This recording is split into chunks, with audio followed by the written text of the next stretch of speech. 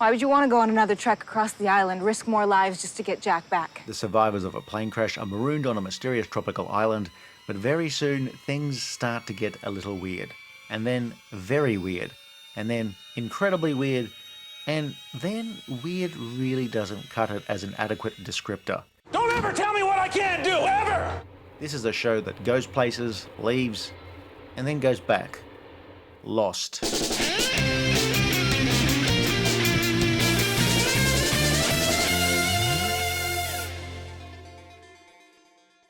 What are the odds of this working? No worse than the odds of us surviving that plane crash. Lost was a drama broadcast on ABC between 2004 and 2010.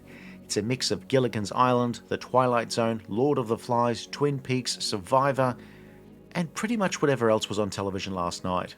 This island, it changed me. It made me whole. Lost was a show that was very popular from the beginning, and if you've ever found yourself in a conversation with a Lost obsessive, you'll likely have mastered many subtle and beautiful ways to change the subject in a way that provides no path back to a discussion on Lost. However, all too often, Lost fans will find a way. Son of a bitch. Lost is a show built on a nest of mysteries wrapped in several layers of enigma, shrouded in riddles, and revealed in a way that makes a 400-page end-user licensing agreement seem like light bedtime reading. Over 6 seasons, the show will develop a plot so labyrinthine that would give even the Minotaur a major anxiety attack. Trying to be funny? Yeah. It's also a show that you either really, really love or you really, really don't. And even if you're part of the first group, you still might have issues with the way the show wrapped up. Especially since, as we'll show later in the video, Lost's finale may require extra work to actually understand what the writer's intention was.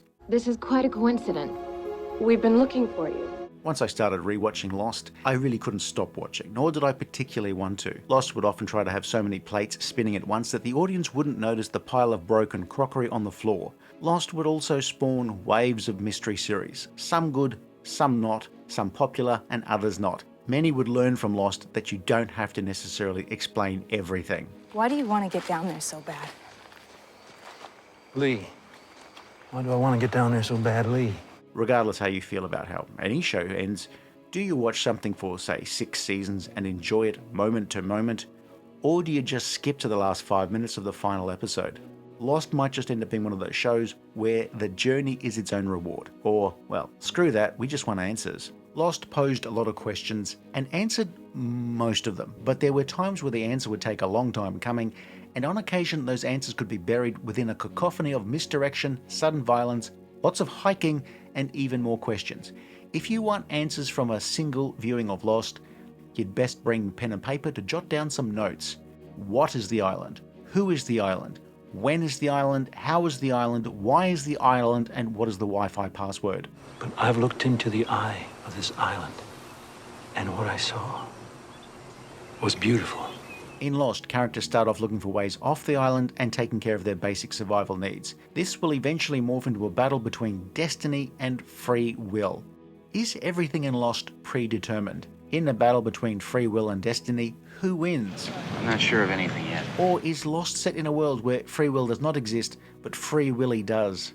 There'll be a little lust, some unrequited love, some epic romances. Though in Lost, the love stories will more often than not end tragically, much like my Skippy the Bush Kangaroo fanfiction. We won't cover everything in ultra fine detail since the video will be long enough as it is, but if you're in the mood for an incredibly superficial, inaccurate and shallow dive into Lost, keep watching. Idiot! Spoilers. Every video we do has a short spoiler warning at the start, no matter how old something is, since A, it costs nothing, B, it's a simple courtesy since people are always discovering something for the first time, and C, there's always one annoying twat every 2 months who can't get past a short bit of text warning of spoilers without complaining. Man, you can tell that's somebody who never gets invited to surprise parties. Do you have any idea how badly I want to kill you? Lost is such a plot-driven show that spoiler warnings are important if you're ever thinking about watching it for the first time. So the first 20 or so minutes of this video won't spoil much beyond the first season. If you keep watching though, well, you've been warned. All right. You got a deal. Lost is an evergreen series where people will rewatch it, but also new generations of fans will discover it for the first time. Of course I'm upset about Lost. You guys took away my show. For an outsider, Lost's enduring popularity might be hard to explain, but I once went to a Halloween party where everybody was asked to dress as characters from Lost, so I went as Dr. Smith. There were lots of Kates, and Suns, and Claires, and Hurleys, and Sawyers, way too many John Lockes, and the guy who went as Charlie locked himself in the bathroom until he emerged and then jumped off the roof into the swimming pool. But by far, the highlight of the party was the guy who went as Dr. Ast, where he was judged unanimously and posthumously to have had the best costume of the night. I saw the whole thing. Oceanic Flight 815 from Sydney to Los Angeles crashes on a tropical island, and a group of 40 or so survivors try to make sense of their predicament. You'd think they'd spend their days fashioning computers out of palm fronds and coconut shells, but then a lot of unusual and strange things start happening, beginning with a polar bear attack, whispers in the jungle, and a mysterious cloud of smoke. And over 6 seasons of Lost, these are not the oddest things to happen on the island. We're not the only people on this island, and we all know it! There's Surgeon Jack, fugitive Kate, conman Sawyer, construction worker Michael, his estranged son Walt, their dog Vincent, rich brat Shannon, her stepbrother Boone, former Iraqi officer Sayid, washed-up rock star Charlie, heavily pregnant Claire, Korean woman Sun and her overprotective husband Jin, Hurley, and John Locke. Some characters won't make it through to the end of the show, and new characters will join along the way. What, am I boring you? The characters on this show will keep their cards close to their chests, keeping all of their secrets in a vault where much of the time those secrets are revealed just a tad too late. Quite a bit of pain on this island could have been avoided if somebody started a beachside chat with, I don't know how relevant this is, but FYI. You want to keep a secret, don't tell the fat guy. There'll be other characters. There's the weird guy Ethan, schoolteacher Ast, and Rose, who's convinced her husband is alive, but generally if any of the background characters of the beach suddenly have lines or dialogue, it's perhaps because they're most likely being set up to be killed, and killed quite horribly. Because nitroglycerin is extremely temperamental, so we... After the plane crash, people regroup, deal with the dead, they gain their bearings and try to survive. But then the odd, unusual thing starts cropping up, like a polar bear on a tropical island. However, over time there'll be more and more elements of science fiction and the supernatural. Alliances are made and broken, people hug in slow motion or go on long hikes, and after they return from a long hike, they hug in slow motion. People have long-held secrets that, if they bothered to share with their friends, really would have made the long hours sitting on the beach just fly by. Questions will be answered, but often with more questions thrown at the viewer. I once had a job interview like that, where they asked if I knew SQL, and I said, yeah, sure, of course I know SQL. But unfortunately, the interviewer said that SQL was his brother-in-law, and then the interviewer gave me a crossbow and invited me to shoot an apple off his kid's leg. So, to cut a long story short, it was at that point that I woke up. Pro tip: do not fall asleep while watching Lost late at night. What makes you say that? Because I have faith, Charlie. Lost unfolds in various ways. The show will juggle continuing plot threads within the overall story arcs, and some episodes will be more self-contained adventures that will focus on one particular character, all of which will be augmented with flashbacks to prior events in one character's life. Basically, how that person's life turned to absolute shit before they were marooned. Oh, that's just sad. These characters will often find more purpose in their lives on the island than they had in their old life, where, as the flashbacks often showed, they were already lost. Calling the interludes or digressions flashbacks will over time not become an entirely accurate shorthand. I mean, they are flashes, but it's the direction. They will mostly flash back to an earlier memory, and then they'll do a 180 and sometimes a 90, and then yes, sometimes it's a show where you'll need a compass to track the time. What is this thing? Exactly. A lot of the time when you first meet them, some of these characters will come across as fairly shallow or cliched archetypes, up until that character gets their origin story flashback, after which the good characters on Lost popped that bit much more. I promise. Lost may be a show about puzzles, mysteries, and bonkers revelations, but it's also a drama about people who have secrets, hopes, dreams, nightmares. That this probably won't have a happy ending. This is a show about people with skeletons in their closets, while also being a show about skeletons strewn around the island. Characters fall for each other, become friends, or rivals, or enemies, or friends with benefits, or frenemies with benefits, or frenemies with benemies. All the stuff we gotta deal with, man. This is what you've been wasting your time on? The survivors are strangers thrown together, working with each other for mutual benefit, or taking up arms for pretty much the same reason. But if we're honest, 70% of Lost's runtime seems to be a group or part of a group on a trek across the island for some reason, where it seems like in a third of those treks, they end up being sidetracked by some other revelation. Are you lost? No. I mean, it's good exercise, and your blisters will heal quickly. I've done this before, Kate. For people who are marooned on a tropical island, you would think survival would be uppermost on people's minds. The survivors subsist on whatever was salvaged from the luggage on the plane, though Sawyer has done a pretty good job of scavenging items. There was also the island's abundant seafood, often caught by Jin, bountiful tropical fruit, and meat from the indigenous boars, hunted mainly by John Locke, till of course he gets distracted. We'll come back to it later, but over the series run, the survivors will find a fresh water supply, and then almost, but not quite miraculously, packaged food, and lots of it. But the thing the island seems to have in abundance more than anything else are guns. The crew find guns whenever they need them, and then when they lose them, they'll find more guns. So obviously it's an American show. You can never have enough guns because nobody will ever be shot out of hand when somebody running on adrenaline is handed a loaded weapon. Feel free to skip ahead to see if that's the case on Lost. Chances of us shooting each other are much higher than of us shooting him. Lost was occasionally mocked for seemingly having a very good-looking cast, almost all of whom were aged between 20 and 35. It also will not surprise you that some had worked as models before they were actors. You know, I once worked as a model, but it was as a hand model for Thunderbirds. Now that was a really fun job. The pay was lousy, but the contract had way too many strings attached. Or else we're just gonna go crazy waiting for the next bad thing to happen. These survivors have no laundry facilities, and it's very hot and wet. Plus, there's all of that trekking across the island every episode, where they seem to crisscross the island and manage to miss numerous signs that they're not the only people to have lived there. The survivors will get into a lot of fights with each other, yet nobody seems too worse for wear after being clocked repeatedly about the head. You'd think they'd all have missing teeth after a few episodes, but not to fear. The survivors will eventually be graced by a dentist who accepts IOUs written on palm leaves. And then there was Jack.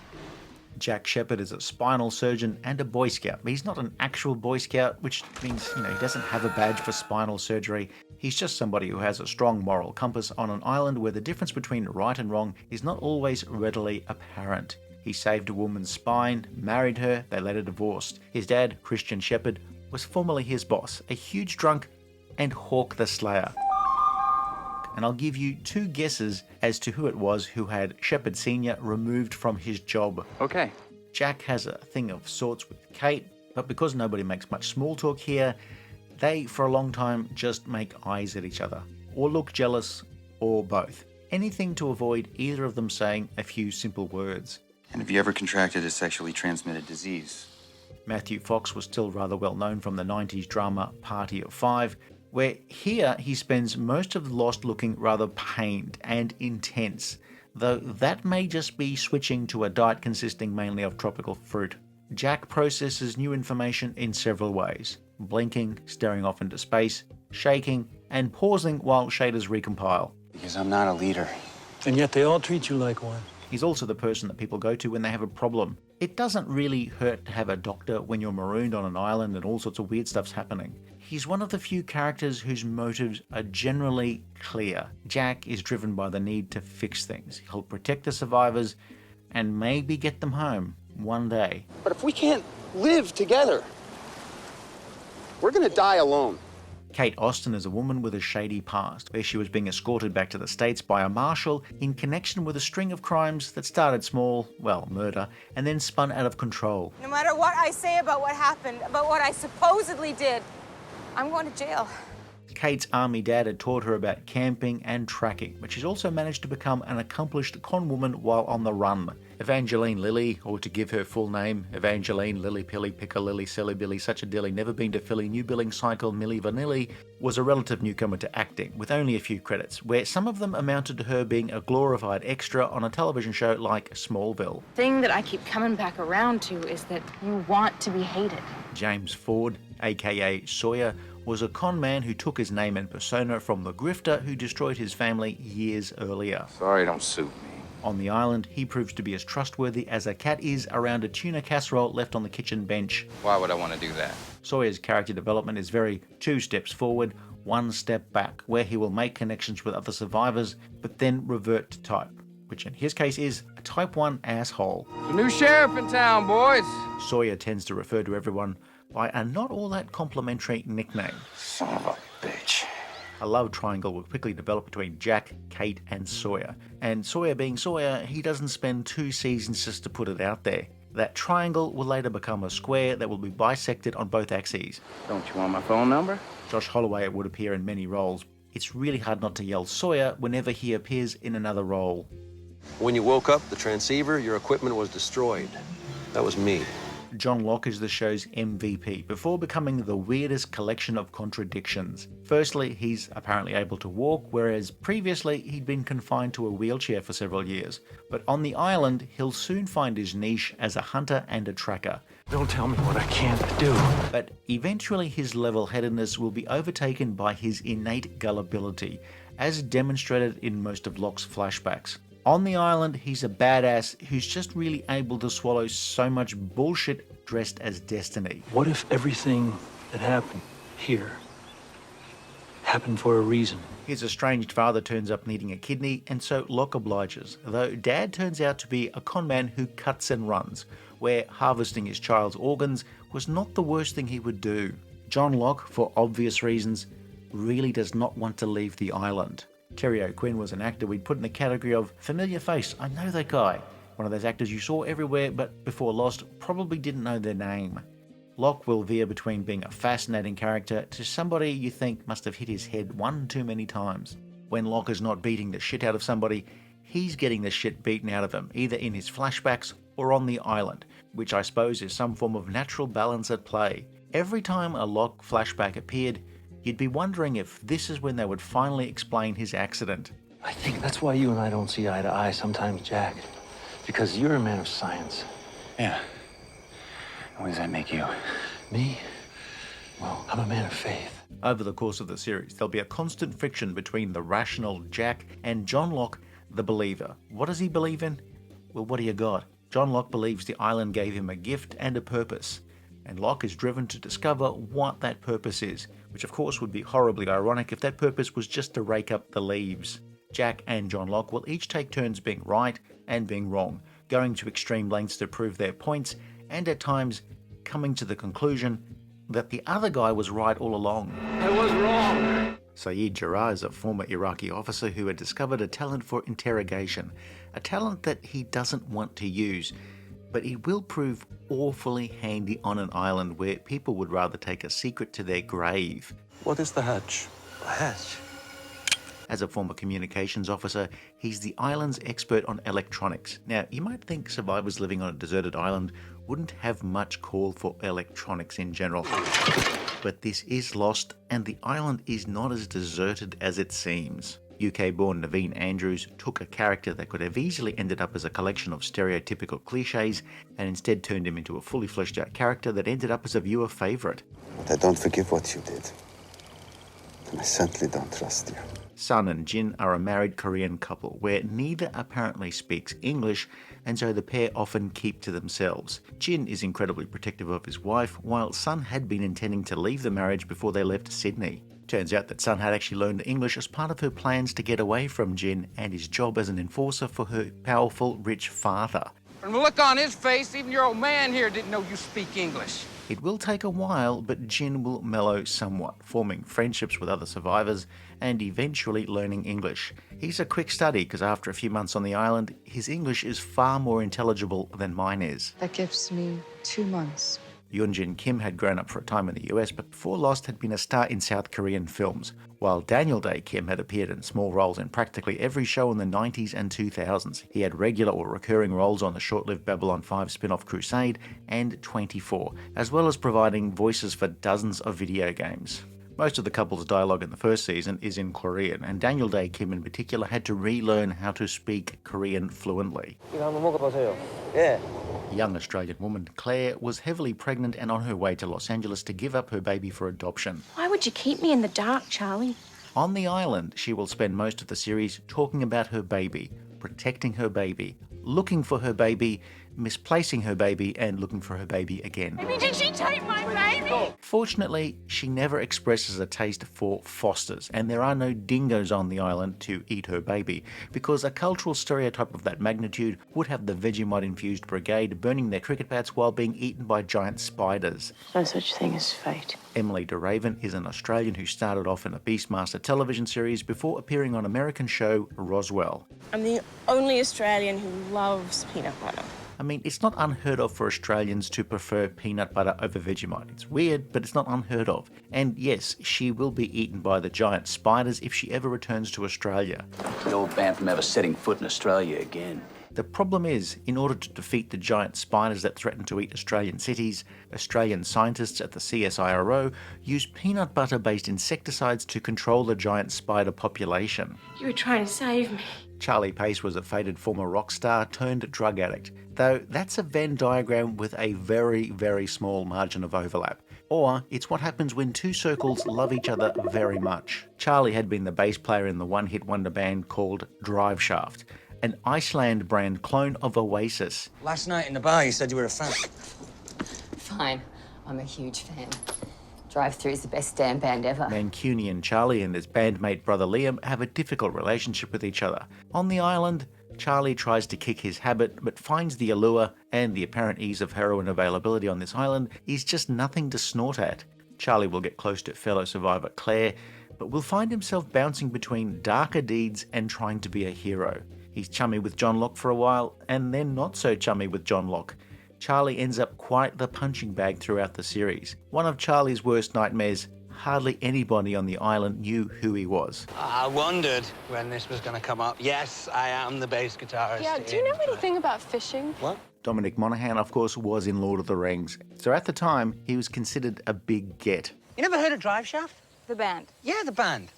You were in Driveshaft. I am in Driveshaft. I play bass. Artist and construction worker Michael had broken up with the mother of his child years earlier, and after she died, he went to Sydney to collect his son Walt, who was going to come and live with him. He now has to learn how to be a dad and is fixated on getting them off the island. We'll be sailing home before you can even... I'm the one that burnt the raft. Harold Perrineau plays someone trying to raise a kid that he barely knows, while trying to protect Walt from whatever the island is cooking up. Walt had a dog, Vincent, and he does take some time to warm up to Michael, but there's something about Walt where he has some sort of power, but as we'll see later on, don't hold your breath for much of an explanation. Also, Vincent seems to have a talent for sniffing out death. This one goes there, that one goes there. Okay. Shannon and her stepbrother Boone were forced together by their parents marrying, but later on slept together because Boone was in love with his stepsister. Did you hear what I just said? Somebody might have died out there. Well, we're all gonna die if somebody doesn't do something. Shannon is a brat who was more or less disowned by her rich stepmother and was being collected by Boone when they boarded the ill-fated flight. Shannon spends most of the first season manipulating others to wait on her hand and foot, while Boone becomes Locke's slightly useless apprentice, right up until he's mortally wounded. Ian Somerhalder would be the first cast member to be written out, ostensibly because Lost needed to show danger. One thing about actors being written out of Lost, they will often show up in later episodes. Also, Maggie Grace's other screen dad is a complete psycho. And I will kill you. Hugo Reyes, known as Hurley, had been in a mental institution where a fellow patient kept repeating a sequence of numbers. Those numbers stuck with Hurley, which he later used to play the lottery. And then he won $114 million. But that's when his run of bad luck really started. His grandfather keeled over, his new house burnt down, and the fast food restaurant he bought was destroyed by a meteorite that also killed reporter Trisha Tanaka. One of his investments was a box company in Tustin, California. I dig. I once worked for a box company. I was the head senior engineer in charge of flaps. The numbers are cursed. You know there is no such thing as a... Hurley had travelled to Australia to find out more about the numbers, and later on, when he was on the island, those numbers were still there to haunt him in other ways. I want some friggin' answers! If anybody is instantly associated with Lost, it's Jorge Garcia, who for most of the show's run would be the show's comic relief. Ah, crap. Do over.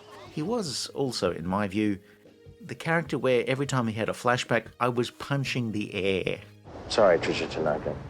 Each of these characters will have at least 1 or 2 episodes each season where their backstory is the subject of flashbacks. Jack deals with his alcoholic father, Kate's on the run chased by the marshal, Sawyer wants to kill a conman, Hurley's misfortunes after his lottery win, Jin forced into beating up the enemies of his wealthy father-in-law, Sun making plans to leave him and having an affair with the anti-penultimate airbender. There's Michael's long battle to win custody of Walt, Charlie spiraled into addiction, Sayid's post-war experiences and him pining for Nadia, Claire finding out that she was pregnant, and Locke's continuing run of life conspiring to lay the fattest, smelliest turd on top of his thinning dome. 도대체 무슨 일이 일어나는 거지? 저도 모르겠어요. So we have lots of trekking across the island, sudden outbursts of violence, people keeping things to themselves, flashbacks to prior events which show how messed up these people were before the crash. When a plane crash improves your quality of life, things must have been really bad. I think I'm going crazy. Lost's first season is made up of many smaller incidents on the island, but many of the big emotional beats and plot revelations occur in the flashbacks. Basically all the stuff nobody says on the island. On the island, Claire is kidnapped by somebody who wasn't on the plane. There are random deaths of less well-known survivors, and some less random deaths, including Boone, the discovery of a repeating radio message from an earlier castaway, Danielle Rousseau, the discovery of a metal hatch deep in the jungle, and John Locke's attempts to get it open. Kate has to deliver Claire's baby, who she names Aaron, which is a good Aussie name. But for whatever reason, most people call him Aaron. You don't know that, okay? You can't say that. Michael, with help from Sawyer and Jin, builds a raft to try and get off the island with Walt, while Rousseau leads him to a beached sailing ship, the Black Rock, which just happens to be full of dynamite so that they can blow open the hatch. Look, I dig. If I ever needed dynamite for, say, a spot of fishing or to unclog the drains, I would head down the street to Mark's place, where he keeps a few sticks of dynamite in his shed. Or to be more accurate, he used to keep a few sticks of dynamite in what used to be his shed, but is now his backyard crater. You got some angst on you. The first season was where Lost hadn't gone all in on making each episode weirder and weirder, so episodes didn't always end with big cliffhangers. The ending was often preceded by a bucolic montage of the survivors having moments of peace with a song playing on the soundtrack. The pop songs would give way to Lost being more about the actual plot and character development, leading to big ending, though the slow-motion reunions would stay throughout the show. How am I supposed to keep straight who knows what around here? I mean, Steve didn't even know about the polar bear. If you're watching this and you've not seen Lost, and this video has made you in any way want to check out the series, I'm just going to say this now. Stop watching the video now. Maybe come back when you finished watching Lost. Okay. Because after this point, we will be dropping spoilers from across the entire series. So if you don't want to know who the egg from the f***ing dirt, then we'll say goodbye and see you in another video. Have they gone? Mind if I show you a couple of really neat things? Season 2 was all about the hatch and the mysterious Dharma Initiative, where scientists could work to understand the unique electromagnetic fluctuations emanating from this sector of the island. Season 2 would introduce the tailies, survivors who'd been in the tail section of the plane, though their experience on the island has been fraught compared to the survivors on the beach. There's their leader, Ana Lucia, a disgraced cop, Libby, a psychologist, Mr. Echo, a former gangster turned priest, and Bernard, the dentist, who happens to be Rose's husband.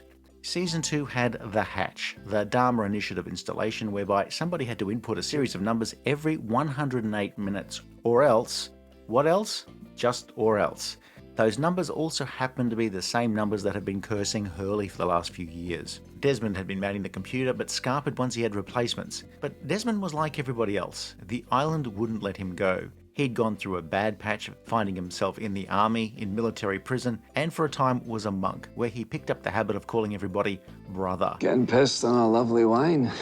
He met a young woman, Penelope Widmore, but her super-rich father, Charles, didn't want him anywhere near his daughter. Desmond would have flashes of insight, particularly in relation to Charlie's fate, and then it appears that he might be able to time travel in some way. He wants to get back to Penny, but the island will always bring him back. Henry Ian Cusick may be the only person in history to make somebody called Desmond cool without resorting to calling them Des. Now, if you know of a cooler person who's called Desmond, but not Des, please send a hair sample to this address. She's cool. She won't tell anyone. Honey, I don't even know what I would say. Despite the hatch being well stocked and having showers and beds, Most of the survivors stay on the beach, with just a few of the main characters manning the computer in shifts. I sympathise with Desmond. I used to have this really dull, boring job typing in numbers over and over. The problem was my job wasn't actually supposed to be typing the same numbers in over again. I was processing orders for personalised vehicle plates. So if your new car, as well as your neighbour's new car, both have the same plate reading 53XE, that's totally my fault, but it's also totally not my bank account password. It doesn't work that way. We'd finally meet the others, except we'd learn that they weren't bedraggled, but instead wearing costumes. Rousseau caught a man claiming to be a lost balloonist. He calls himself Henry Gale, and most people seem to doubt his story. But after everyone's had a go at beating the shit out of him, nobody can quite prove it. Until they do. Michael's made a deal with the others. He'll get Walt back if he frees the prisoner, but he ends up killing Ana Lucia and Libby. The freed man ends up being the leader of the others, Benjamin Linus. Who are you people? We're the good guys, Michael. All along there was the question of what happened if they didn't press the button. There were the weird hieroglyphics and the questions as to whether it was all just some Dharma Initiative test to see who would be so gullible as to press the button. Jack, you want to see what's going to happen? Let's just see what's going to happen. Ah, damn it. Desmond had done it for years. Jack thought it was a con from the start. John Locke pressed the buttons almost religiously until he lost faith that it meant something. And then Mr. Echo took over until John and Desmond forced the issue. When they didn't press the buttons in the hatch, things went a bit south. And then to stop things going screwy, Desmond does something that makes things even weirder. Even weirder than telling your best mate that very soon you'll also be his stepdad. Like the hatch blew off your underwear. For Season 3, things will be split between the beach survivors who are mainly going around in circles and Kate, Jack and Sawyer, who are the captives of the others. They live in the rather nice bungalows left behind by the Dharma Initiative, where it's nicknamed by Sawyer as New Otherton. You can stay in New Otherton by booking on Airbnb. The only problem is, flights are limited, and once you do find one, booking the return leg is a real hassle. One of the others, Juliet, played by Elizabeth Mitchell, is a fertility specialist brought to the island to work out why pregnant women were dying, and it will take us a long time to work out whose side she's on. She'll make a connection with Jack when Ben has a tumour on his spine that only Jack can treat. After the others have tortured Sawyer and threatened to kill him, Kate sleeps with him in a deserted polar bear enclosure, which is not as unromantic as it sounds, but does smell exactly how you think it does. The others made sure that Jack saw all of this, and for a time he might even cooperate with Ben in order to get a ride off the island. That is, of course, until John Locke appears. When they're all back at the beach, it will take some time, but then Juliet will eventually be accepted. I want to go home. That's not our agreement. You need to stay here until your work is finished. It's impossible. Benjamin Linus was a piece of work, always 5 steps ahead of everybody else. His mother died during childbirth. He was brought to the island as a child by his father Roger when he took a job as a janitor for the Dharma Initiative. And then later on, Ben would orchestrate a gas attack which killed everybody else in New Otherton, and he'd eventually become the leader of the indigenous people, the Others. After all he did to you and your people, you should hate him. But you still fixed him up. He took Rousseau's baby and raised her as his own daughter, Alex, for whom he cared a great deal about, but in general, he was a pretty ruthless guy. No, John, unfortunately, we don't have a code for there's a man in my closet with a gun to my daughter's head. Although we obviously should. Michael Emerson took a role that was basically the show's big villain for several seasons and made you not hate his guts, even when he was being so utterly despicable. You seem to have some communion with this island, John. And that makes you very, very important. A big showdown between Jack's group and the others will begin. Charlie dies putting out of action a jamming signal, and they will make contact with people coming to the island. But are they coming to rescue them? Jack finally says something that he should have said sooner. Why are you sticking up for Sawyer?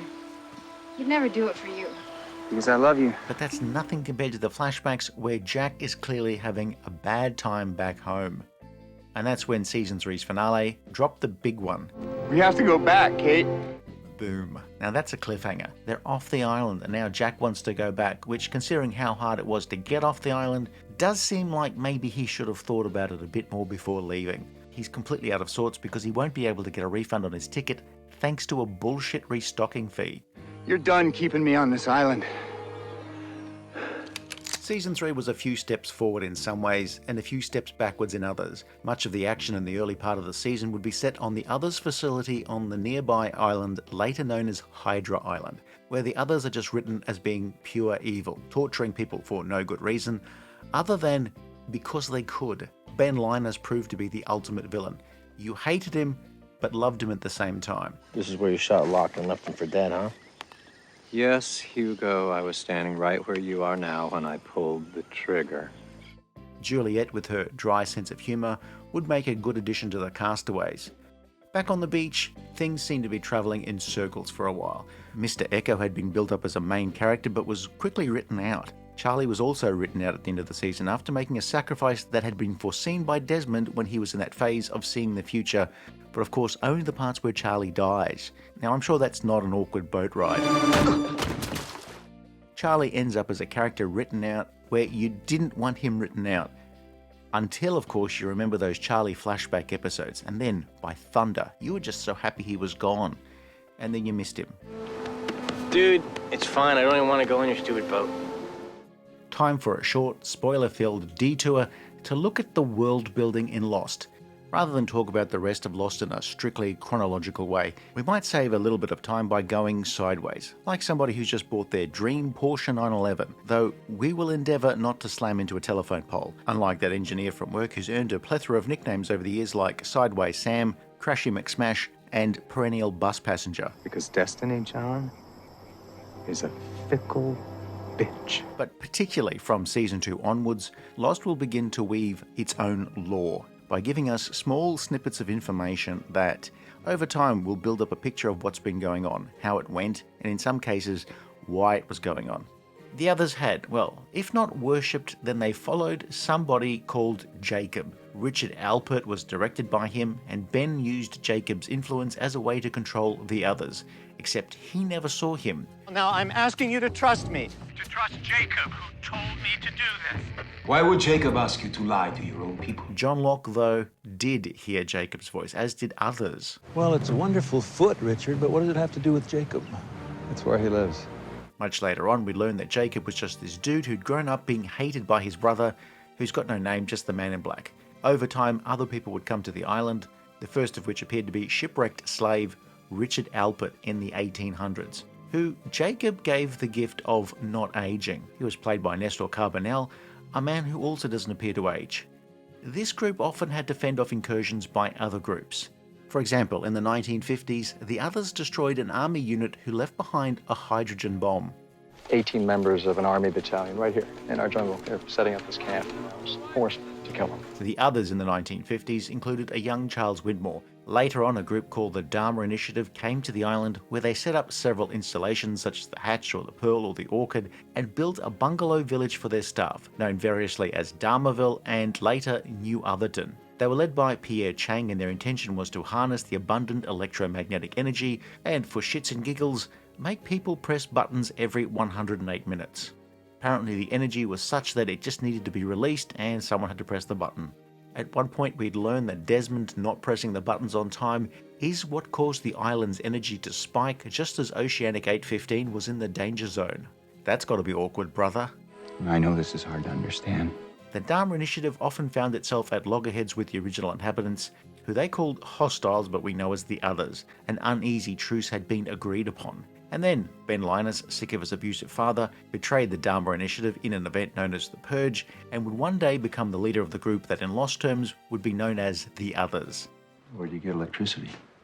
We have 2 giant hamsters running in a massive wheel at our secret underground lair. Yeah, that's funny. After being banished, Charles Widmore would use his immense wealth to get back to the island and prevent anybody else from finding it. At one point, he organised a fake Oceanic Flight 815 to be found at the bottom of the ocean, complete with 300 corpses. I mean, Amazon really does sell everything. It's worth more than you could make in a month. To share it with you would be a waste. Widmore would go to extreme lengths to keep Desmond away from his daughter, Penelope, who'd later organise her own search for Desmond. Widmore's girlfriend at one stage was the mysterious Eloise, who would appear every now and then and give people like Desmond cryptic clues about what they had to do. Eloise would be the one to outline to Jack and the others how they could return to the island, and of course, she's Daniel Faraday's mother, which likely makes Widmore his father as well. At some point, a group of French scientists found themselves on the island, and most of them went mad apart from a very young and very pregnant Danielle Rousseau. Her child was taken from her by Ben, and she would spend 16 years on her own, where she would become more and more paranoid, even more paranoid than somebody who thinks that aircraft leaving contrails are part of some mind-controlled plot to make people watch Major League Baseball. She would have a brief reunion with a grown-up Alex before, well, the others followed Jacob, or at least thought they did, but they had various leaders. At different points in Lost, the others are sometimes very evil, and at other times they're more benevolent. Of course, like everything, it all depends on who their leader is at the time, where having somebody like Ben and Charles Widmore would make the others behave more aggressively and maliciously towards outsiders, whether it be the crash survivors or the Dharma Initiative. Basically, like diarrhea, evil drips downwards. The island has special properties, whereby it can heal some people, turn some people evil, and then of course there's this lingering problem where many pregnant women will often die. We'd eventually learn that the island was home to some very powerful and long-lived people. Jacob and its nameless brother, usually clad in a colour of the darkest hue available, but for brevity's sake was often just called the Man in Black. They were raised by the woman who killed their actual mother after their birth. Their adoptive mother raised them to appreciate the island, but the Man in Black wanted to leave. Their mother then anointed Jacob as the island's protector by him drinking some water from a cave leading to the light at the heart of the island. Are you still following this? The Man in Black killed their mother, Jacob killed his brother, who then became what we now know as the Smoke Monster. A creature that could take on other forms whenever it wasn't causing grief in the kitchen. The Man in Black would appear in many forms, such as Jack's father, Christian Shephard, and in the last season, he appears as John Locke. Jacob attempted to explain to Richard what the island actually was, a cork holding in the darkness. It's at this point that every sommelier watching was punching air. Other WTF moments, Christian Shephard is also Claire's father. Locke's father is the same man that Sawyer was looking to kill for destroying his family, and Ben somehow brings Locke's father to the island so that Locke can kill him in order to become the leader of the others. Jack had a choice of saving one of 2 car crash victims, where he chose the woman he'd later marry, though of course it's lost, so the other patient was Shannon's father, and there are many examples in flashbacks where the characters are linked in ways that they have no idea about. Now get out of the ditch, John. Why?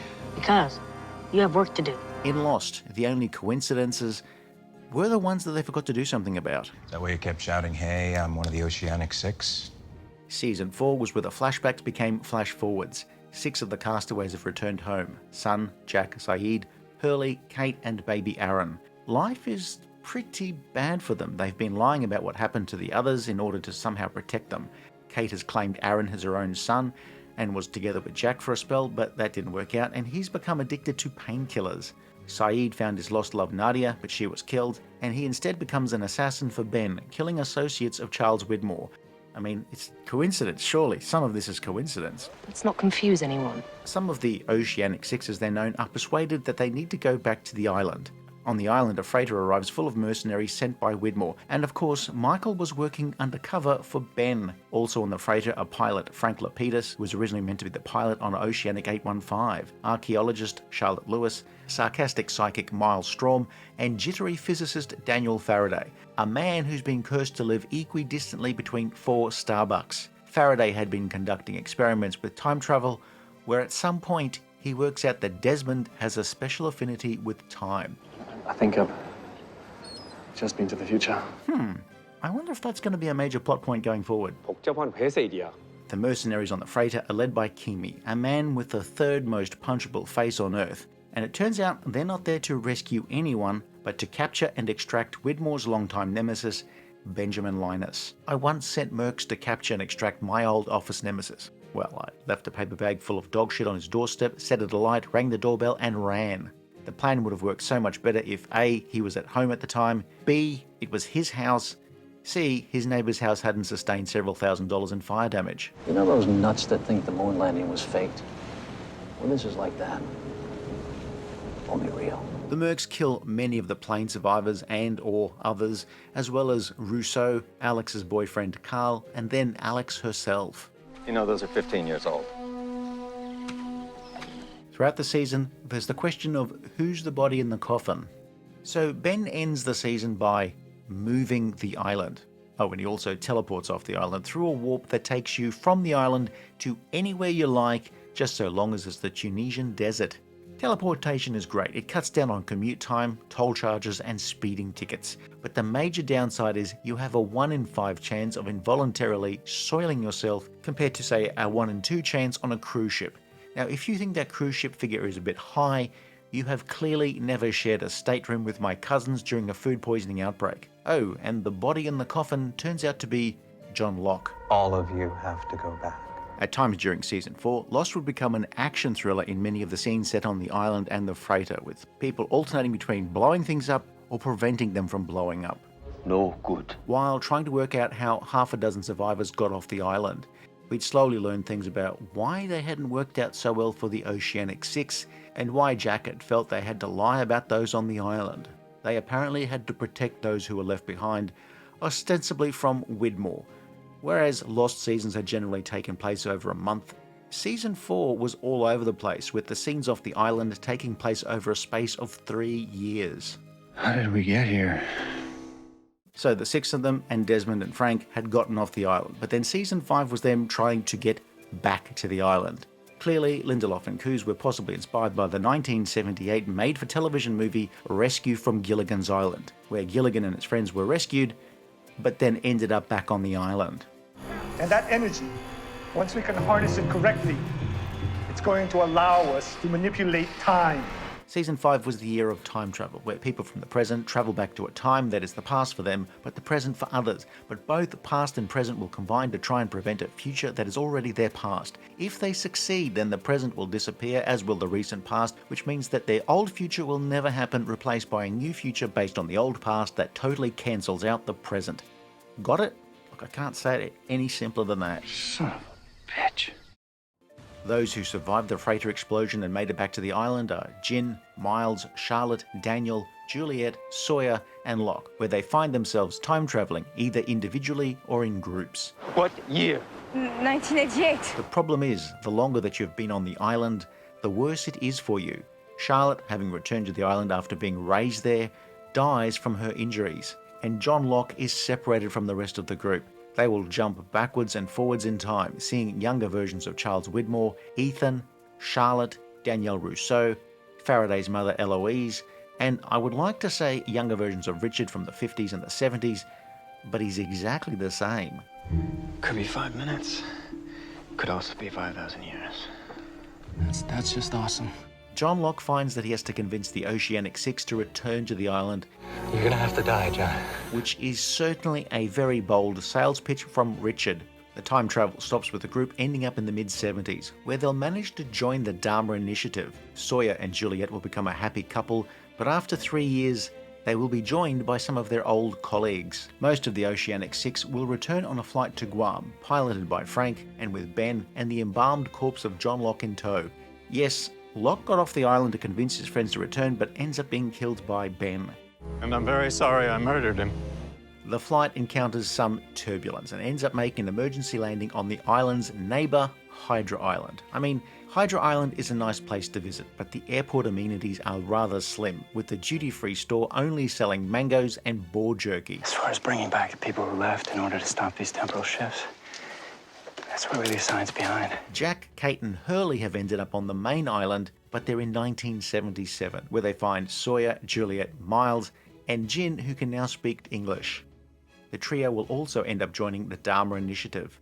Sayid is in the same time zone, but he's captured by the Dharma Initiative. He will befriend a young Ben Linus who will set Sayid free, but then Sayid will also shoot the kid, either because he wanted to prevent Ben Linus's bullshit, or possibly because Sayid was really not a fan of Harry Potter. Where would Lost be without sudden acts of violence? Alright, dude, we're from the future. All of this is leading up to Faraday's theory that if they exploded part of the old hydrogen bomb that was dumped there in the 50s, they could in theory change history so that the plane never crashed. This is all of course taken on faith, since Faraday is fatally shot by his mother, who was pregnant with him. Now there is somebody who's not going to get any goddamn flowers on Mother's Day. The bomb is detonated, but rather than fix time, Well, at the very least, everybody who's still living is now in the same time zone. That has got to be the stupidest thing I've ever heard. Season 5 was lost as a science fiction show. The time travel in the first half allowed us to see events that we'd previously only heard about, while screwing with our perceptions of what Lost was. It was either a mess of ideas or a show that could do anything if it wanted to. The reality was, it was a bit of both. This is how they found the island. There's a lot of cool stuff happening with the Dharma Initiative and Daniel's idea that if they set off part of the hydrogen bomb, they might prevent the island's electromagnetism from making Oceanic 815 crash. They come, fight, they destroy, they corrupt. It always ends the same. At the end of the 5th season, the island's longtime protector Jacob was killed by Ben, who was convinced to do the deed by John Locke. And rather than celebrate that John Locke was alive, it's complicated because it's not Locke. You blew us right back where we started! Final season of Lost puts aside the science fiction elements and doubles down on mythology, destiny, and the supernatural. He's alive. It's split into two, except the flashbacks are now to 2004 when Oceanic 815 lands normally in Los Angeles. Nobody has died, apart from Christian Shephard, and then we follow our characters in their normal lives. Well, sort of, because Sawyer and Miles are detectives. Hurley's made peace with being rich, but remembers the island after meeting Libby. Sayid, Jin and Sun are all somehow involved with the gangster Kimi. John Locke and Benjamin are teachers, while Desmond says he's trying not to kill John Locke when he's trying to kill John Locke. Jack reconnects with his son, whose mother of course is Juliet, and discovers that, like him, Claire is also the child of Hawk the Slayer.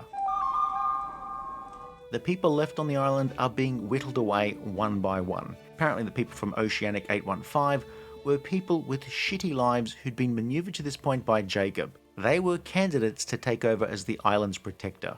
Now, you might think getting out of jury duty is a pain in the butt, but try and see how far a note from your boss gets you with some long-lived being with supernatural powers. I chose you because you were like me. You were all alone. So in the end, a show that was partly sparked by the success of game show Survivor ended up taking a part of its overall plot from Survivor. I want you to have the one thing that I was never given. A choice. Except in Lost, when you get voted off the island, you either drown, explode, or are shot, which is something I am reliably informed has only happened a very few times to actual Survivor's contestants. I'm just glad it's not me. Charles Widmore had bankrolled another mission to return to the island, where he uses Desmond as a guinea pig for his plans. Obviously, you're not John Locke. Everything else I know is a combination of myth, ghost stories, and jungle noises in the night. But of course, Ben reverts to type to settle an old score. Now, the endgame in Lost hinged on a final battle between the island's new protector, Jack, and Lockie the Smoke Monster dude. Turning into a column of smoke doesn't sound like it has a lot of practical uses, but it does have one advantage, in that you can hide from your creditors in a house fire. Because I died an hour ago. Sorry, dude, that sucks. Season 6 has those curious but interesting scenes set in Los Angeles, where things are just different enough, but for a reason. On the island, though, events can be very circular, where things head to a final showdown, but very slowly. There's still an awful lot of hiking across the island, and Charles Widmore being there for no reason that amounts to anything other than stalling for time. What? 2 entire episodes are origin stories, one for Jacob and his brother, and another for Richard. Every surviving plane survivor, or leftover other, is knocked off, and we'll start to lose our main characters so that only a handful are left by the very end. You're leaving us! No, trust me. You don't want to be on that sub. But we'll return to look at the final episode a little later on in this video. Now, with all of that out of the way, I'm sure the rest of this video will just fly by, unlike Oceanic 815. Did you guys shoot a polar bear last week? Yeah. Where'd that come from? Jack starts off as the guy who wanted to help, but he was also the guy you really didn't want to organize your bachelor party because, look it up, self-flagellation isn't half as erotic as it might sound. I won't know how extensive the damage is until I get inside. Kate and Jack had lived together for a while, but Jack always being so intense all the time is about as much fun as binge-watching every episode of Different Strokes straight after having watched a documentary about the lives of the cast of Different Strokes. Kate could never entirely get away from her past, though on the island she had that ongoing simmering thing with Jack that went nowhere for a very long time, but then she also had Sawyer as a backup. In fact, lots of people had Sawyer as a backup. Sun and Jin ended up speaking quite good English by the end of the series. Sun gave birth to Jin's daughter, and Jin would become more and more chill as the show progressed. They were apart from each other for several years until a brief reunion just before somebody had the bright idea to get them all on a submarine. Claire disappeared for a bit, leaving her baby behind, and when she reappeared a few years later looking for Aaron, she wasn't quite the same. Sayid had been a torturer who hated it, and on Lost would end up being tortured himself quite a few times. He'd left the island, found happiness with Nadia, then lost her when she was killed. He became a shell of a man while working as an assassin, then tried to recenter, and then when he returned to the island, he died and then was revived by the others, but felt nothing, and then he died again. Juliet became a trusted member of the group and settled into a happy life with Sawyer, but the spell between the pair was broken once Kate showed up in Dharmaville. Juliet died after being pulled into a shaft.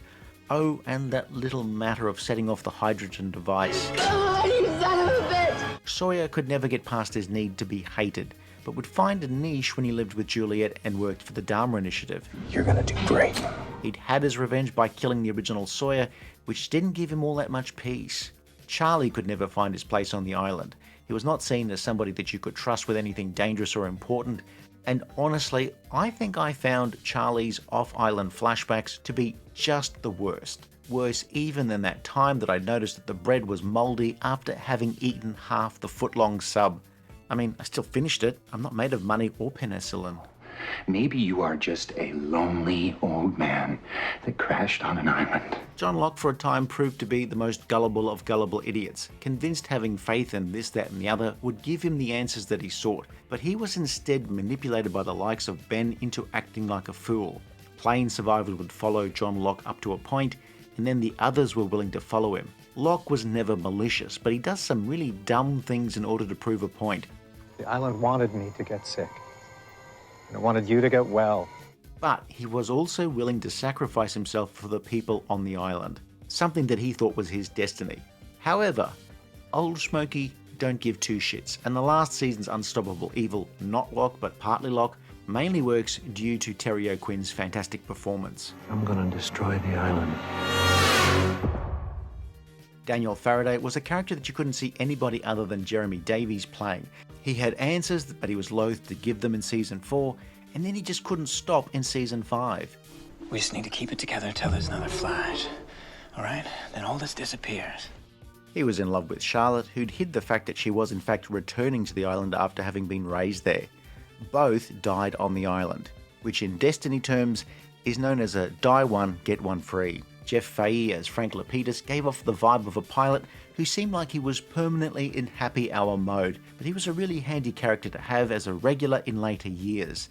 Alan Dale, who for some viewers outside of the US, was hard to take seriously as a villain after his stint as Jim Robinson in Neighbours. As usual, Benjamin, I'm 3 steps ahead of you. Widmore had been one of the others, became their leader, was eventually usurped and banished by Ben, sparking a lifelong antipathy between the two that would last decades. His final plan, well, I guess it doesn't really matter since Ben had the last laugh. You guys were on Oceanic Flight 815. Wow. That better? Miles couldn't see dead people like Hurley, but he knew if he was close enough to a fresh corpse that he could know their last thoughts. Ken Leung gave us the most sarcastic character in the universe, but one who would often voice the same plot concerns as the cynical viewer at home. He would discover that his long-lost dad was Dharma Initiative head Pierre Chang, and that he and his mother were not abandoned. Hurley found a sort of peace with passing on messages from the dearly departed, talking to dead people. I dig. I used to have conversations with dead people all the time when I drove a hearse. But pro tip, if you're a bored hearse driver, mourners really do not appreciate the impromptu puppet shows. Well, next time, how about you tell me everything up front? I'm not big on secret plans, okay? Lost was a show that I watched on its original run, but only for the first 2 seasons. The reason I dropped off was not because I was not liking the show, but because real-world events for me at the time just meant I didn't have the time to follow more than 2 or 3 series. But now, having watched the entire series in full for this review, I really enjoyed Lost. The ending had long since been spoiled for me, but I was still interested in how it all unfolded. And once I started watching the pilot for the first time since 2004, I went through the entire series relatively quickly, where I'd pause for a few days in between seasons, but once I spooled up again, away I went. I wasn't being entirely truthful. Yeah. When are you ever entirely truthful? There are certainly good arguments to be made for watching a show like this one episode a week, but I'm very glad that I can watch a show like this at my own pace without waiting months for new episodes or having to endure commercial breaks. This show remained impressively mounted and very well cast for the main characters and mostly well written. Do you even know what that word means? By mostly, Lost is still a show that has episodes that could be described as filler, even by the show's creators. Sometimes the flashbacks seem to add little, while the island scenes are far more interesting, and vice versa. It's like driving on the highway, and one side of the road is full of spectacular scenery, and the other side of the road is strewn with wrecked cars driven by inattentive sightseers. I got a question, boss. No questions. So you got to ask a question. Very few episodes or flashbacks ended up as purely filler, as they would contain threads that would be picked up in later episodes. Apart from the episode about Jack's tattoo, that goes nowhere faster than a broken down truck at the bottom of a steep hill. Lost was a network series, so the episodes would need to run for 40 minutes to fill a 1-hour slot on ABC. With a continuing story, episodes would need to end strongly to bring viewers back the following week, and each act within the show would have to end with some sort of climax to keep people watching after the break. Son of a bitch. It rarely slows to the point where it will drag. Though on balance, Well, here's a wacky idea. the amount of random hiking across the island reaches almost comical proportions. Yes, I'm aware they can't just call up an Uber, but the amount of times where a purposeful hike will get sidetracked by something or someone is a thing to behold. Or maybe when we get there, you'll want to go back to the orchid again. And then when that gets boring, we can head back to the beach. It's the only two plans you people have. The random violence coming out of nowhere where somebody is suddenly shot or killed seems like, well, we needed something for the end of the act, and that could get a little tiring. Or cutting to a commercial break after a character makes a major declaration. Thought you trusted this guy. I lied. If you made a supercut of every last sentence before a commercial break or the end of the episode, possibly half of those revelations would go nowhere. The number of times somebody declared that they would kill somebody, and there's a commercial break, and then they didn't. It's a large number, but after having watched Lost, maybe don't use any of those numbers on your next lottery ticket. What if I said you could have anything in the entire world? On the whole, it's a great cast with very few weak links, though some of the characters were not as interesting to viewers as others, and this is exemplified by flashbacks. Popular or more important characters got at least one flashback. Really important characters got several flashbacks a year, and the ones that the writers didn't know what to do with had fewer flashbacks. Hence, Boone, Shannon and Claire in particular had fewer flashes off the island. What are you doing? Let's not waste any more time, shall we? The flashbacks or flash forwards or flash sideways are an important part of Lost, though some folk hate them, and truth be told, I generally was not enamored with them at first. In hindsight though, they are incredibly important to understanding why these characters are the way they are. It's not as if these people ever just bother to talk to each other. The flashbacks, or at least the first few for each character, are their origin story, which makes them very, very important. Flashbacks are important because it makes you understand the character. Think about it. Say you have a co-worker who's a sullen bore with ridiculous facial hair and an inferiority complex. But then if you saw their flashbacks to a time in their life where events shaped them into a sullen bore, then you might understand why that prick Jeff is such a sullen bore. Geez, Jeff, chillax. I can't. Very early on, it was realised that there were only so many times you could flash to Jack and Christian Shephard sparring, or Kate's latest attempts to evade the Marshal, or Sawyer's latest cons, and if you were really unlucky, it was another Charlie flashback. On the other hand, I personally really enjoyed the flashbacks involving Desmond, Hurley, Miles, Juliet, Ben, and John Locke. Even some smaller characters like Rose and Bernard or Richard each got a decent flashback. I have needs. Having said that, the best flashback that Claire received was her flashback when she was in her goth phase. Claire was a character who would disappear for a while and then come back for the final season, an understandably changed character. There were many other characters introduced over the years, some of them becoming almost as important to the main plot as the original crash survivors. And that does not include the dozens of characters appearing in the various flashbacks to events off the island, where the show would be able to put in an impressive number of familiar faces as the various relatives or partners or people from their past. Actors like Julie Bowen, Cheech Marin, Nathan Fillion, and yes, Hawk the Slayer himself, John Terry. Lost would often end up being about two diametrically opposed characters butting heads. There was the obvious schism early on, which was just a pissing contest between Jack and Sawyer, which was mainly about attracting Kate's attention. This would then be replaced by Jack and John Locke being unable to appreciate the other's point of view. Jack was the person who believed in what he could see and experience as being real, while John Locke was often guided and sometimes misguided by the notion of destiny. Though what his destiny was would change every few weeks. You know why I'm here? Yeah, sure. Do you? The war between Ben and his others and Jack and his survivors played a big part in the middle of the series, while the others had earlier warred with the Dharma Initiative. The battle turned personal later on when mega-rich Charles Widmore and Ben sparred with each other. Ben wanted to lead the island and was overlooked when John Locke seemed to be the person who was destined to lead. Of course, as things turned out, that might prove a tad difficult.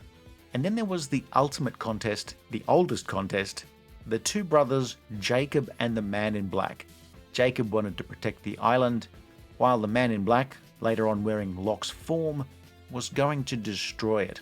I totally understand this, since I personally am engaged in a sort of war of wills with Marcel of the courier service, Marcel Masters Faster Parcels, where they will not knock on the door before leaving a card saying that I have to arrange to collect my parcel from their depot. Even that time when I was changing the battery on the doorbell and standing right there on the porch, they still gave me the bloody card. That name again, Marcel Masters Faster Parcels. Interesting choice of theme. Yeah, Mom really doesn't get it, dude. Person or persons being shipwrecked on an island is a very well-known subgenre of fiction going back to Robinson Crusoe or the Swiss Family Robinson. Television had been in on the act for decades, with several pilots and short-lived series popping up along the way, though Gilligan's Island became the obvious thing that you would first think of. There were others, they just dropped off people's radar. We've even covered some of the more science fiction versions of the stories like Lost in Space or The Fantastic Journey. But Lost would be a blend of so many genres that it is very hard to categorize. Calling Lost a drama is too generic, but we have action, we have thriller, we have character drama, we have mystery, science fiction, mysticism, spirituality, the supernatural, an action show. Basically, Lost is a show that would give the Dewey Decimal System an aneurysm. This is the weirdest damn funeral I've ever been to. TV mysteries that sustained over more than a few episodes were still fairly rare in the 2000s, especially on network television. History had taught program makers that if your show dangled a question over the characters, in a buzzy program at least, then you have to answer that question at some point. But conversely, if you answer the question, people will quickly lose interest. Twin Peaks was a huge hit in 1990 on the back of the mystery of Laura Palmer, but once that mystery was wrapped up, audiences quickly lost interest. Likewise, on series like Moonlighting or The X-Files, once you spent several seasons teasing whether or not the main characters would end up together, and then you finally have them hook up, then sated viewers would go and watch something else. Sustainability was the key. A show with one or two central mysteries or a bit of sexual tension had a very limited lifespan. But what if you had multiple strands of mysteries? I haven't seen one of those in 20 years. Lost's creation is credited on screen to Jeffrey Lieber, J.J. Abrams, and Damon Lindelof. But it's a little more complicated than, hey, I've got this great idea, and then 1 week later, a pilot was greenlit. Okay, maybe it's not all that complicated. ABC executive Lloyd Braun wanted a drama with the vibe of game show Survivor and looked at a television version of the movie Castaway. It sounds silly, but think about it. A volleyball winning an Emmy for Most Outstanding Actor in a Supporting Role would certainly have been a sight to behold. Writer Jeffrey Lieber was given the task of writing a pilot, but that first attempt was considered a little too ordinary. Then J.J. Abrams was approached about his ideas for a show about castaways that ideally wasn't legally based on the film Castaway. How come anytime there's a hike into the heart of darkness, you sign up? Prior to Lost, J.J. Abrams had written for a variety of movies, dramas, comedies, whatever the hell Armageddon is. His first major television series co-creation was Felicity, which turned out to be a cult hit, while his spy drama Alias had done decent but not spectacular business for ABC. Alias would turn out to be a proving ground for several contributors who would eventually work on Lost. Alias had been up and running for several seasons, but by this point, Abrams was concentrating on another pilot for a potential series about bounty hunters called The Catch. He wasn't initially interested in taking on another project at the time, but when ABC seemed fine with adding more mystery and supernatural elements, Abrams started working on an outline with Damon Lindelof, who'd initially only wanted to meet Abrams because he wanted to write for Alias. Freaking polar bears. Polar bears? You didn't hear about the polar bear? The pair's outline impressed ABC, and a pilot was greenlit. They just had to go and write the thing and make it very quickly. The rush to get the pilot ready to shoot meant that casting took place before a full draft of the script was finished. Actors would audition for roles that hadn't yet been written, often performing lines written for characters that they weren't in line to play. The initial plan was for Jack to be the hero, and then he'd end up losing his head by the end of the pilot episode. That didn't happen. Or did it? No, of course it didn't. That's silly. Or did it happen and I just blew your mind? Some actors were cast because producers just liked them and would create roles specifically for them. Sometimes, I do exactly the same thing. The other day I was intending to bake some chocolate chip cookies, but I was too lazy to look up a recipe, so I just winged it with whatever was in the pantry. And to cut a long story short, banana and anchovy strudel is something that I really will never forget. No, it's a metaphor. It represents lack of payoff. In the case of Lost, the casting generally worked out very well. Abrams would direct and co-write the pilot, reportedly a very expensive pilot costing around $14 million with a very large speaking cast, all being sent off to Hawaii. For that absolutely authentic touch, the production bought an old mothballed jetliner, cut it up and shipped it to the shooting locations. Of course, the cynic in me might say they could have saved a lot of cash in shipping fees had they flown the plane to Hawaii and bailed out just before they were about to crash into the jungle. And that, dear viewers, is why I no longer work as a health and safety officer. It was that, and because they did not go for my designs for a much more stylish high-vis vest that only came in matte black. We don't even know what happened. Do we need to know? Lost premiered in September of 2004 and was a ratings hit for a network that at the time really needed some big hits. There are plenty of things on this island we can use for sustenance. And exactly how are we going to find the sustenance? Fans of the new show quickly began constructing their own theories as to what was going on. Were they all dead and in purgatory? Was it all time travel? Did the rest of the world end? Were aliens involved? My own outlandish theory at the time was that they were all actors in a TV show, but I have no proof of that. The future of the project is in your hands. While Abrams was the show's early figurehead, his involvement with the day-to-day running of the series was soon limited as he was off preparing to direct his first feature film, Mission Impossible 3, a film that hasn't necessarily aged all that well, but at the time would reinvigorate a film series that had stalled creatively. Early collaborator Damon Lindelof would take point and was joined midway through season 1 by Carlton Cuse. As executive producers and showrunners, the pair would be the show's creative centre, often writing several milestone episodes. In some sections they become known by the portmanteau of Dalton, but me being the sort of twisted person I am, I prefer to think of them as Lindy-Loos. Better or worse?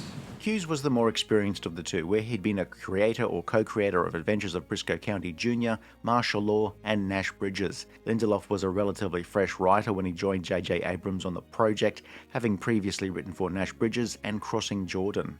I'll report back when I know more. They had discussions with the network about when Lost might finish almost from the beginning, but at that point the network wasn't interested in taking a new hit show and ending it. When Lindelof and Cuse's contract came up for negotiation after 2 seasons, they again raised the idea of fixing a finish date for Lost. Lindelof was thinking about a 3 or 4 season show, while ABC was prepared to talk about ending Lost, but after 10 seasons. Which is an awful lot of trekking across the island and failing to notice many remnants of a prior civilization. Well, then I won't even bore you with an explanation. Eventually, agreement was reached for Lindelof and Cuse to stay with the show for a 6-season run, with the last 3 seasons being shorter than the usual network TV season. In theory, this would allow for more planning and for costumers to buy up Hawaii's entire stock of hiking boots. Son of a bitch. Lindelof would say that one of the problems in stretching out a story so far was finding ways to keep the characters on the island, and so they formed the idea of some of the characters going home and then having really shitful lives completely devoid of hiking, so that they'd have to return to the island. You wanted the secrets of the island? Well, here they are. Lost would remain an expensive show, shot almost exclusively in Hawaii, mainly in and around the island of Oahu. Shows would take around 9 days to shoot, yet maintained an almost film-like quality throughout the show's run. Lost would mainly be shot with 2 cameras running during each take, which helped keep the show's production schedule on track. You'd have scenes on the island, both in locations and filmed on sound stages, which for much of Lost's run was in the same facility where the old Hawaii Five-0 and Magnum PI series were filmed. The famed Kualoa Ranch was used in many episodes, but so were many local streets and businesses standing in for locations elsewhere. Hawaii has a long history of television and film production, though most of the time it seems to play itself. Lost only had a few scenes set in actual Hawaii.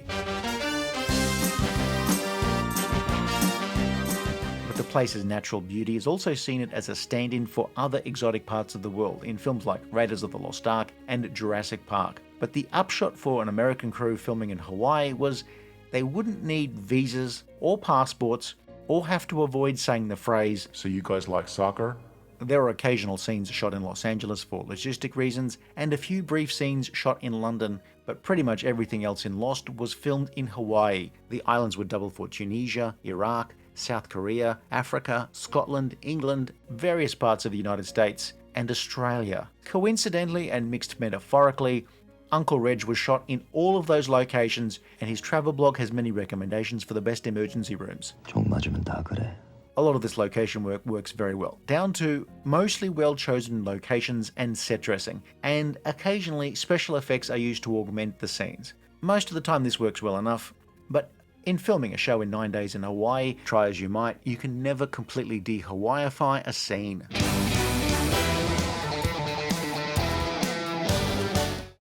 I've been getting you off on my skag for over a week now. Lost would often ship in actors from Los Angeles for major guest roles or use local actors for smaller speaking roles and as extras. And in trying to cast for roles requiring specific accents, I know this sounds ridiculous. There were some well-intentioned failures. I can't do this. Accents. We all have different accents, and we all love to bag on movies and TV where actors have terrible accents. The closest you ever came to a religious experience was Celtic winning the cup. If you're from Manchester in the United Kingdom, do you have an issue with the accent of Charlie or his brother or Naomi? You're the rock god, baby brother. Even if most of them are actually from Manchester. Come on, Charlie. Jump in. I'm gonna catch you, boy. In a similar vein, native Korean speakers will often comment on the unrealistic accents of some of the Korean characters. Same with French and Arabic speakers in Lost. I personally cannot say because I'm not an expert. Well, why didn't you say so? It's also possible that even realistic accents can sound highly exaggerated when speaking with an American actor in the same scene. Or not, whatever the case may be. You can't really expect me to believe that you, a British woman, and a Chinese man are all members of the United States military. But I can talk about the people from the land of the giant hairy spiders, like the one crawling up your leg right now. No, the other one. Claire is the only major Australian character on this series, though she is at least played by an Australian. Apart from Kimberly Joseph as a flight attendant, most of the other people appearing as Australians in Australian set flashbacks were not usually played by people who, well, could convincingly portray an Australian accent. Phil is offering 50 grand to anyone able to guess how many beans are in that jar. We're talking Leonard Nimoy bad. I ain't gonna believe this. Or the cops at the end of Point Break bad. You let him go! Of course, not all were terrible. Maybe Lost characters just happened to bump into every South African living in Sydney. In later seasons, Lost's casting people would tend to do a better job in finding genuine people who at least sounded like they grew up in the shadow of the giant eight-legged overlords. There are also minor quibbles about the portrayal of Australia where things that would be feasible in the US were simply not issues or likely to happen in Australia. But that's probably the case for every other country that's featured in Lost. Or perhaps Americans watching this can't hear anything wrong. If this went the middle of nowhere, I'd say you were lost. A slight digression, but it's a little-known point of Australian history that the Great Australian Civil War of 1988 involved armies of giant hairy spiders, like the one on your leg, facing off against an army of that other local menace, the cane toad. The cane toad was an introduced species. Well, They make a really nice popping sound that nobody minds too much. The cane toad was of course originally imported from Hawaii to control the cane beetle attacking sugarcane crops, but the cane toad itself quickly became a major pest, so with the dodgy casting of Aussies on Lost and cane toads, that's 2 for 2 with Hawaii fucking us over. Look, I'm nitpicking for 2 reasons. 1, it's what I do, and 2, I think I may have hair lice. That's really tough. Television networks in the United States generally showed their best programs between September and June, though by the mid-2000s, a full season of television was generally 22 episodes, which was often spread out over 9 months with reruns in between. This is not that much of a problem for most episodic shows. Lost, of course, began with the usual pattern: show a few new episodes, and then show a few reruns, and then new episodes. Viewers rebelled, especially when they were trying to follow a plot that had more twists and turns than a rally driver's daily commute. I don't really know how to do it myself. 24, with its unique conceit of episodes being told in real time, was shown in a more or less unbroken batch, which helped viewers follow the plot much more easily. Season 3 would be split into 2 batches of episodes shown continuously. This was better, but like my attempt at a world record for high jump, was still considered suboptimal. Once Lindelof and Hughes knew they would be ending the show with Season 6, each of the final 3 seasons would be shown in almost unbroken weekly runs. Skeletor seems to like it. Bottoms up. It's not cool, dude. Of course, that's just the US. Everywhere else would have to deal with waiting for weeks or months for episodes to be screened locally, with the internet spoiling almost everything almost immediately. Some superfans would just pirate the episodes as soon as they'd been shown in the US, rather than wait for the local broadcaster to pull their finger out and just show the damn thing. Can I let Sadie show me the last episode of Lost? She asked me if I'd seen it. I haven't. In May of 2010, Lost's final episode would screen in the US. How's that gonna work? I'm not sure yet. And let's just be charitable and say that certain revelations proved polarizing. Some loved it, others did not. And the ones that did not will tell you within about 15 seconds of the subject of Lost being raised. What do you want to do that for? The final episode would run an hour and 45 minutes, or 2.5 hours with commercials, and many viewers hoped it would wrap up everything with a nice, neat bow. I expected to be a little more surprised. You're sort of the obvious choice, don't you think? On the island, Jack and John face off, where they head for a mysterious underground cabin. Locke wants to douse the light at the heart of the island to destroy the place, while Jack is going to try and save it. Desmond is involved because, yeah, sure, why not? So in the end, for many fans, like Oceanic 815, the Lost finale did not stick the landing. Gonna be a bad one. Smoky Lockie Monster becomes mortal and is defeated, but Jack is also mortally wounded, reigniting the island's inner light. Hurley becomes the island's protector, Ben stays to advise, while the last few survivors make it to the plane on Hydra Island and take off. Meanwhile, all the people in the Los Angeles flashes start remembering their time on the island, and they meet up in a church where Jack was to have the service for his late father, and then... I died too. Oh, you're shitting me. Jack sees the Jarrah plane fly overhead as Vincent, the doggo of death, comes to say hello. The credits then play over scenes of the Oceanic 815 crash site. So what, they died in the original crash? Okay, we're done here. Wait. Back it up. We're not done yet. I don't get it. Let's break it down. The common complaint after watching the finale in the casual way that we watch even event television: why the hell would you ever watch this show when you knew they were already dead? That's the interpretation that many gleaned from watching this episode. They're all dead. What? There are 3 elements at play, where one of those 3 doesn't mesh well with the others. 1, the simplest, Jack's death, where he dies heroically, saving the island and his friends. Okay. 2, the nature of the Season 6 flashes to LA, where they didn't actually happen. This was from some sort of timeless place. They're all dead? For Jack to see all of his friends before moving on. The critical line from Christian Shephard: some of them before you, some long after you. That all squares up. I mean, it's a very television thing to do, but fine. But then there's the 3rd element, the crash footage, which for most viewers is way more in your face and very hard to miss. 좀 쑤시네요. Which tended to obliterate the first 2 elements. In the minds of many, they were dead all along, which makes everything not only a moot point, but turns it into a super hyper mega moot, a moot to end all moot, to the point where moot doesn't do the mootness enough justice. Just as saying moot 15 times in a sentence gets funny, then tiring, then funny again. But disregarding the mootness for a second, Damon Lindelof has said in post-Lost interviews that the network had added in the footage of the plane crash at the end, and that no, they weren't all dead, and everything that happened in the series happened in the world, apart from the season 6 flashes to Los Angeles. Of course, that's context that most viewers didn't have, and still don't have since that credit sequence is there. Of course, if you need to watch interviews and podcasts with the writers to glean a pretty fundamental piece of information, like the network adding the crash footage, or the fact that they're just not all dead, then that's where you have a problem. No, John, I don't like it at all. Well, now you know what it was like to be me. And on this channel, we generally will only treat what's on screen as canon. So anything that you get from interviews, podcasts, comics, webisodes, ARGs, tie-in novels, etc. is incredibly optional, and really it's only for the superfans. Most folks will just watch a show the once, and that's it. When you have a finale like this, you really only have one chance to tell that story. However, I have just enjoyed Lost so much that my recommendation is to watch the show. Just stop the episode when Jack closes his eyes. After that, then it makes sense.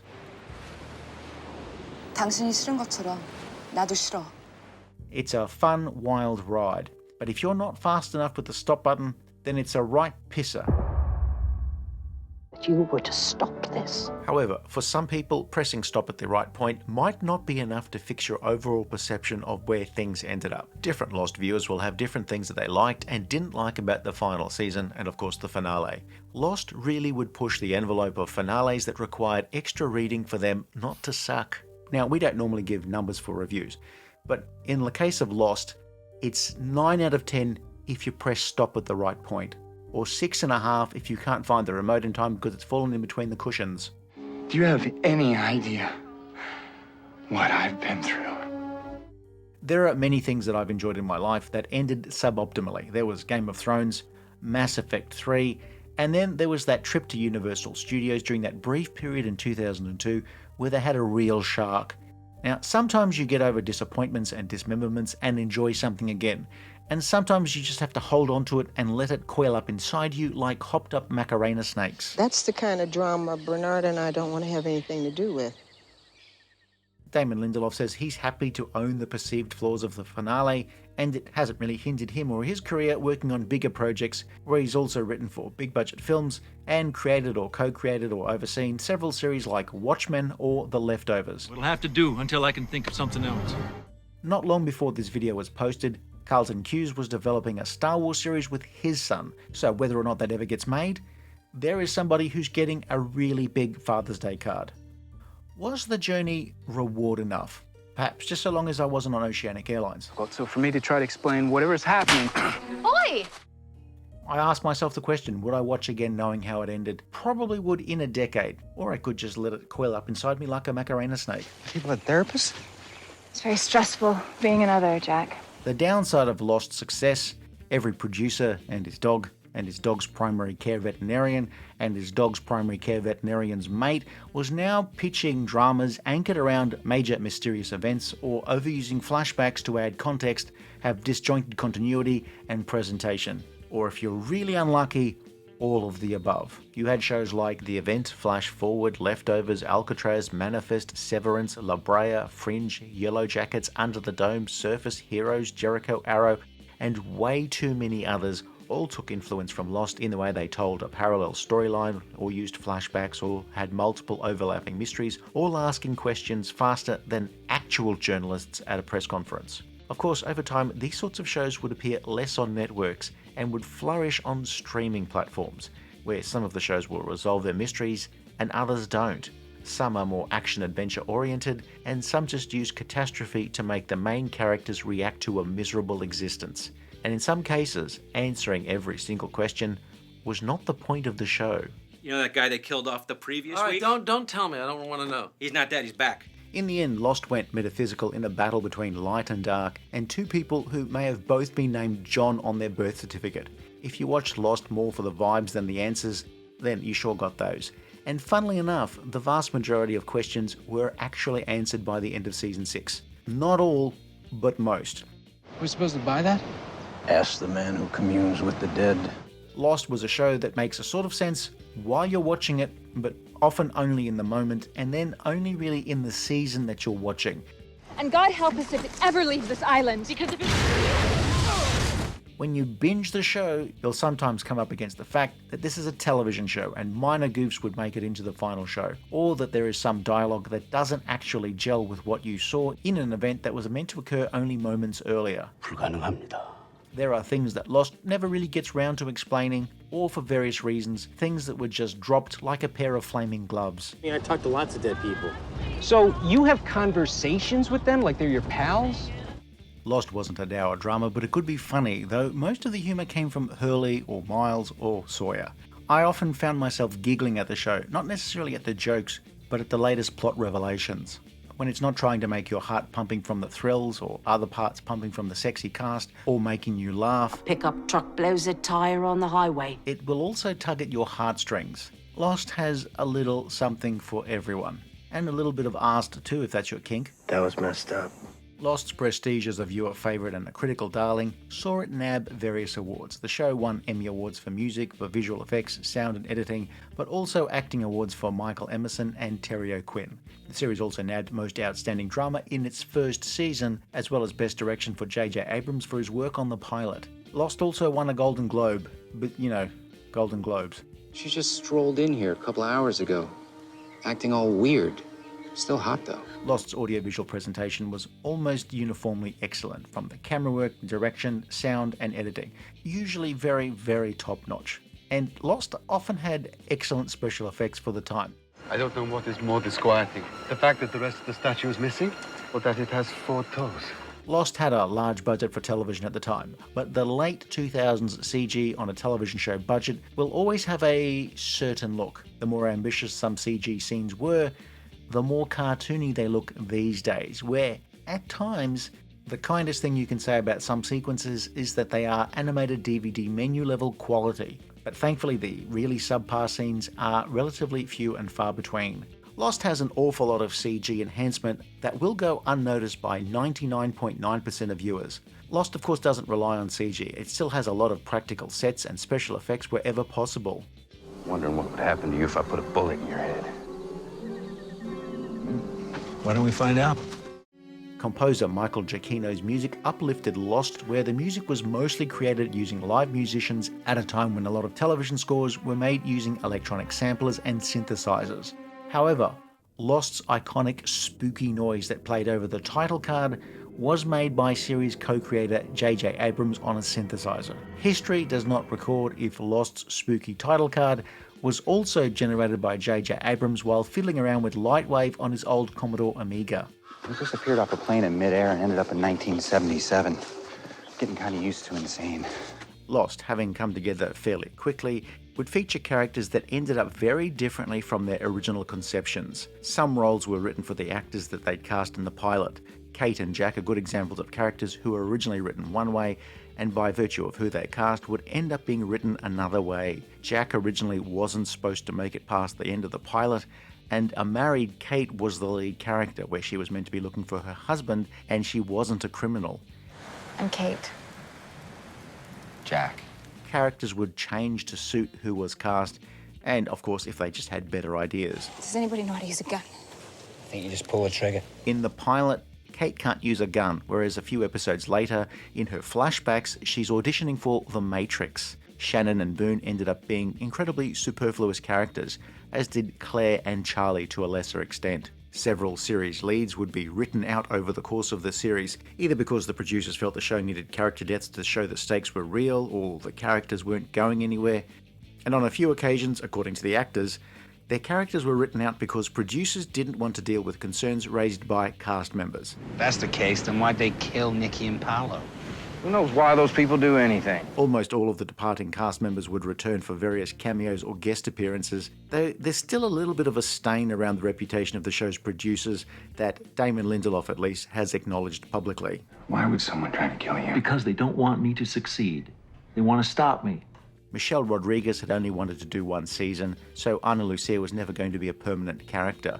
Mr. Echo was, but despite British actor Adewale Akinnuoye-Agbaje being signed on as a regular, the actor really did not want to be on the series and was written out in Series 3, with many of Echo's planned storylines being shared with other characters. Desmond was not meant to be a regular, but would become an important part of the story. Michael Emerson only joined the series for a few episodes as Henry Gale, but his performance was so good that he was made into Ben, the leader of the others. Nestor Carbonell may have made sales of Maybelline eyeliner skyrocket. You know, eyeliner's not so bad. I'm wearing some eyeliner right now and it really makes my eyes pop. But I do tend to use a cheaper brand, and that's why they used me on the advertising campaign for Maybe It's Sharpie. Son of a bitch. Lost had many popular side characters, but asking people who they liked least often ended up with the usual suspects. Zoe, a character who appears out of nowhere in the last few episodes of the last season, just made you wish you were watching 30 Rock. Some people don't like Ana Lucia because she scowled, but screw that. Martin Keamy. I would nominate Martin Keamy, but only because he's so evil. Of course, the correct answer is Nikki and Paolo in Season 3. They just appear in Season 3 as two annoying crash survivors that had apparently been there from the beginning, and they instantly became the least popular characters in the show. Such was the immediate negative reaction to the pair that they were written off the show mid-season. They were killed in their one showcase episode, but written out in one of the most horrible ways, where the wannabe grifters are both paralysed by spider venom and accidentally buried alive by the castaways. Did you hear what I just said? We can't even get fire! Lost was a show where these characters had terrible relationships with their parents. Jack's dad was a hard taskmaster who had to die before he said anything nice to him. Kate murdered her dad. Hurley's dad ran off. Locke's dad stole a kidney. Sawyer's father killed his mother after being conned by Locke's father. Daniel's father was an evil rich man who spent a fortune to keep the island a secret. Locke's father got him in trouble with gangsters. Alex's dad did nothing while she was executed. Walt's father was Michael, who betrayed the castaways and killed Libby and Ana Lucia. Locke's father pushed him through a window and crippled him. Jacob and the Man in Black's adoptive mother bludgeoned to death their mother just after she gave birth. So, when you put it like that, Jack's dad wasn't so bad. Please, just let it go. Lost was a haven for shippers, viewers who get attached to the idea of a real or imagined couple ending up together. There are the skaters, the Cacs, but also the Joyers, the Anajusias or the Anafids, the Jates, the Soyaks, the Shaniels, the Hibbies, the Cyanans, Bernows, the total pervs known as Clocks, and of course the ultra weirdos into Smarlet. Most would end up disappointed apart from the Skates, but here I was hoping for Kate to end up with the pilot Frank, since that pairing would be known as Freight. Many of the cast remained associated with Lost to the point where it is, for many, still the biggest thing that they worked on. A few have broken out doing other things, but it's so hard not to see somebody as, oh hey, it's Claire, or it's Hurley, or it's Sawyer, or it's Locke, or whoever. At a time when prestige television was quickly becoming the preserve of cable television, Lost was one of the last generation of American network television series that turned into appointment viewing, where you had to watch the show to keep up with water cooler conversations. The internet was an even more Lost-friendly place, where blogs and websites and forums and podcasts dissected every little piece of information, some of them coming up with some really quite elaborate theories as to what was going on. Lost was a well-made show that asked a lot from its viewers, and much of the time delivered, with some obvious missteps along the way. On balance though, I really did enjoy it, and it's something I definitely see myself rewatching every now and then. Decades after Lost ended, people are still watching it, they're still talking about it, they're still rediscovering it, and unfortunately, they're still making videos about it. I need it to be over. If you enjoyed this review, please like and subscribe, leave a comment below, or check out some of our other videos.